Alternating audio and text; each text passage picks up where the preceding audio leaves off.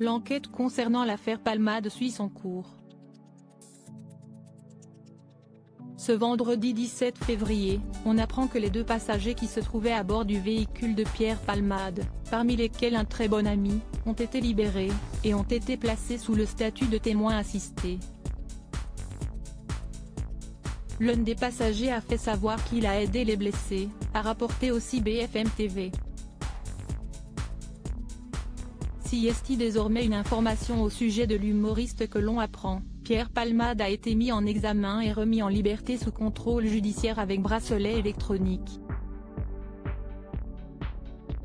La prison était pour lui une perspective impossible comme il l'avait fait savoir il y a longtemps, évoquant même lui préférer le suicide. Le 16 février, la garde à vue de Pierre Palmade était prolongée après le grave accident qu'il a provoqué en fin de semaine dernière.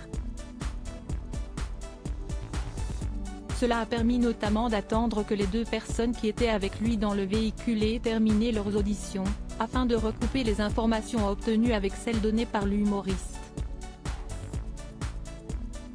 L'artiste a déclaré aux enquêteurs avoir très peu de souvenirs de l'accident, selon Le Parisien qui citait une source proche de l'enquête. Il n'apporte pas de précision à ce stade sur les raisons de l'embarder, écrivaient nos confrères. Il a seulement indiqué se souvenir être sorti de chez lui avec les deux passagers avec qui il faisait la fête. Lors de l'accident qui s'est produit le vendredi 10 février 2023 vers 19 h, sur la D372 au niveau de Villiers-en-Bière en région parisienne, il était sous l'emprise de cocaïne. Dernière révélation sur l'état de santé des victimes ce même jour, BFM TV a dévoilé les dernières informations concernant l'état de santé des victimes. Le père qui conduisait la voiture souffre de multiples fractures, il a son pied gauche très abîmé, il aura beaucoup de mal à remarcher. Son larynx a été enfoncé. Il a déjà été opéré 6 fois et qu'une 7e est à venir pour lui.